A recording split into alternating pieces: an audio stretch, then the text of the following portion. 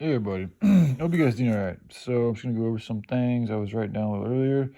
But actually, some of the stuff came to me yesterday when I was kind of in like a meditative state and just ideas popped out, and so I scribbled them down. I thought I'd share them with you all right now. So, like, in regards to taxes, like, it just came to me, man. I'm just spitting ideas off. Like, if I'm in a situation where I've got more and other people have a lot less, like, especially people who can't even cover rent and basic groceries and things like that, medication costs, these are essential things that we need to live, to survive. Forget for thriving, just survival is where America, I think, needs to start focusing their perspective on, like, just our ability to continue on living, without having to kill each other over basic needs. Shit, like that's the type of reality that we're looking at. If we don't change things, that's the seriousness, the direness of this situation right now, where it very soon could be if we don't take preemptive measures to ensure that that doesn't happen. So, anyways, an idea that came to me is like, dude, I mean, why not just tax the poor people less, and just tax the rich people more? It is what it is, man. That's just how I feel. Anytime anybody has an abundance of something and there's a lack of that something in other places of the world, I think it's good to share, and that's just my personal belief. So why not tax those that have less a little bit less, and those that have more a little bit more? All right, so moving on. I need to do some more information and looking into what they're being called as sanctuary cities, and I think Portland is actually one of them. Automated hemp factories. You guys heard me talk a lot about that. Oh yeah, like these sanctuary cities. This is what came to me. Is like I feel like the opposition, the enemy, whatever you want to call it, could be using these cities as literally like breeding grounds. I mean, they could be used like, yeah. I mean, breeding grounds for chaos, for the perpetuation of more destruction and evilness, just all that type of shit. Drugs, just like them slowly taking away, like they're doing it slowly but surely. Like here in Portland, like it's one of those defund the city, defund the cops, so we don't have as much law enforcement. They're very liberal, they're very open. Like there's even like when I was working in the food restaurant, like they're so that they're censoring what we can and cannot say to such a point to where like you literally can get fired at a job if you use the wrong type of pronouns. Like this is one of those cities here in Portland that's very, very sensitive to that particular issue, the trans issue. So anyways, I'm just like, but if you were an authoritarian figure that was, because like these sanctuary cities, what's going to happen is I feel they're going to be using these as cities where there's going to be a part of the city that's enclosed and gated off and under surveillance, protected and completely regulated on every single level. This is what's going to be essentially the new world order. They're going to be those type of camps. And then you'll have outside of the cities is going to be probably more like much like perhaps like a little war zone, if you will, and with all types of shit happening. And then there'll be other states doing other fucking types of things. But it's especially going to get bad in cities like the one I'm in, Portland. And they're calling them sanctuary cities, which is just interesting because they're actually more like the opposite.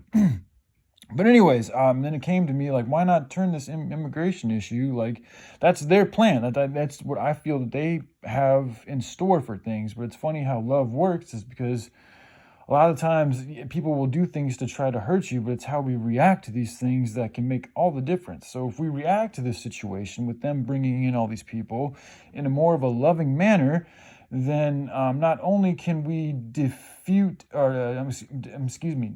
only can we, my words aren't coming to me, de-escalate how serious this issue is and the violence and all this and that, but we can also, in doing so, not only are we going to de-escalate the violence, but we're also going to be increasing the amount of love and goodness and also productivity that can come. Because at the end of the day, you can look at these 20 million people or however many people that are here from one or two ways. They can be looked at as potential enemies, or they could be looked at as potential helpers to help expand America and build America and grow America into something that's good and beautiful and healthy and happy. And this is where like my ideas of creating rehabilitation programs, good work programs, alternative living, all of that can actually is perfect for right now. And it can be used to help these new people and people who are current American citizens rebuild and reshape in their lives in a good way that's in accordance with goodness and cleanliness and doing things in harmony. So, then this little phrase like shape up or ship out. And if they don't want to, well, then that's a different story. If you're really not wanting to work on yourself and be a better human being, then that's maybe, and then maybe we should, have a state or an area designated for people who don't want to work on themselves and allow them to go there and do whatever it is that they want to do there, but away from us. Because right now you have that's the issue. Is you have a lot of these. Well, there's a number of different issues, but one of the issues is you have people who are preying on the innocent, for lack of a better word. They're preying on the vulnerable. They're preying on the weak. They're preying on the people that are here to be preyed on just by proximity of location, just by being near these people. Certain people are being hounded on and preyed on. So one way you fucking obviously, deal with that issue is by creating a separation, creating a space between those parties. But first you need to identify who missed who, because we don't know who is of the good people that came here and who is of the bad people that came here. So it's like, I want to try to give an opportunity for the good people to actually live a good life and actually end up helping out America and themselves in the process. And then for the bad people, well, we could try to deport them, or we could, but then again, because they're going to go and create terror somewhere else. So it's like, why not? There's a lot of different things you can do. I don't believe in the prison system. I don't think it's a good way to go about treating human beings. I don't think it really rehabilitates them. I don't think it really does much good, even from a financial standpoint. Like, it costs the taxpayers a lot of money. There's a lot of better ways that we can go about dealing with criminals than the current way that we do it. So that needs to be thought of. But I do think having a particular area set aside for those that don't want to cooperate to go to isn't a bad idea. And there's ways that you can work on, giving them. They're still gonna have to work. Like, there's ways that you can make people work for what they need, is what I'm saying. But we can also do it in a manner that makes sure that they're not able to hurt other people, because that's really important. Because that's something else I want to say too. I know in the last video I just made, I talked about how I'm not too worried about aliens or immigrants or this or that and this, and it's like I don't mind people coming over here. I encourage that. Like, more the merrier. Like, as long as we're on the same good page or not hurting each other, then I'm all for more people. Like, more the strength in numbers. Like, that's good.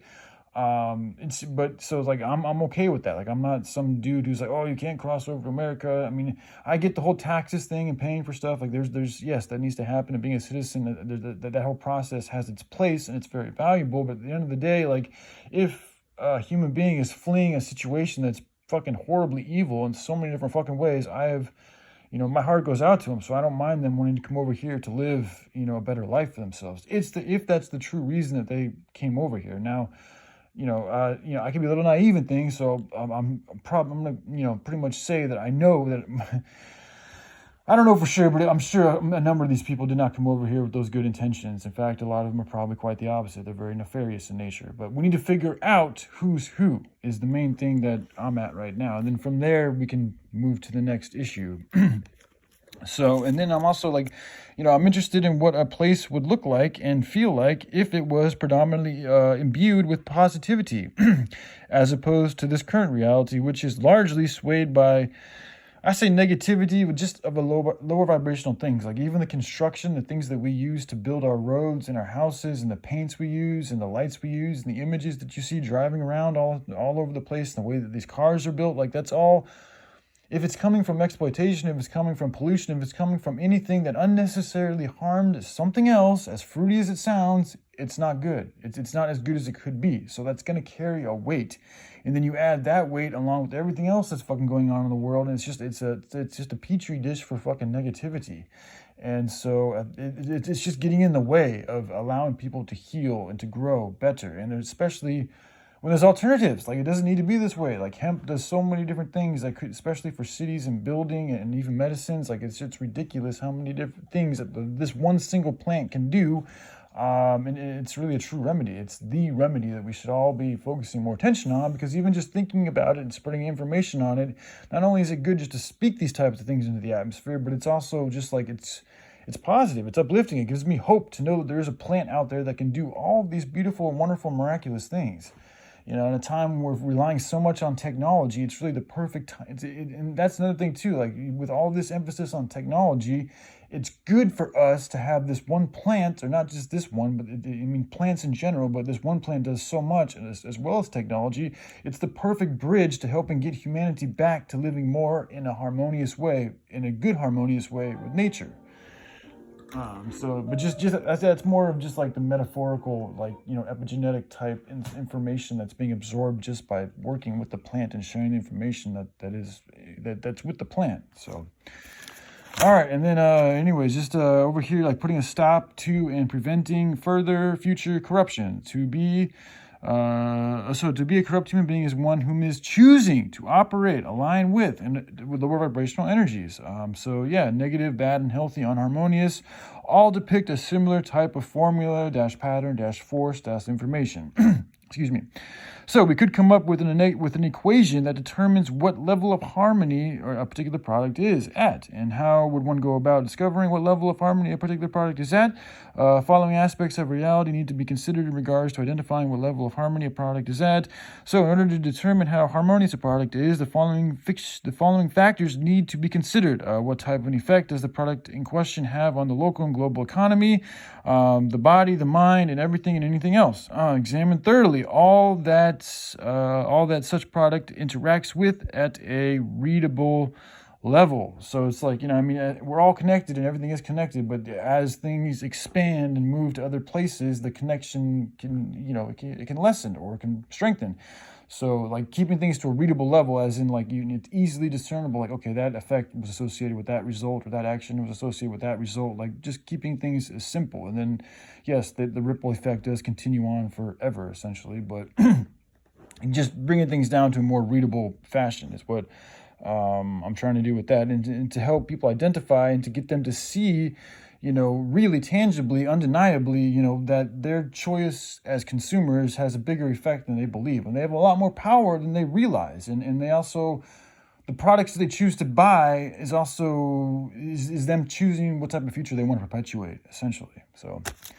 All right, and then I'm just getting into some more information on, just how government works and all this and that. So, all right, I love you guys. Hope you have a good day. Bye.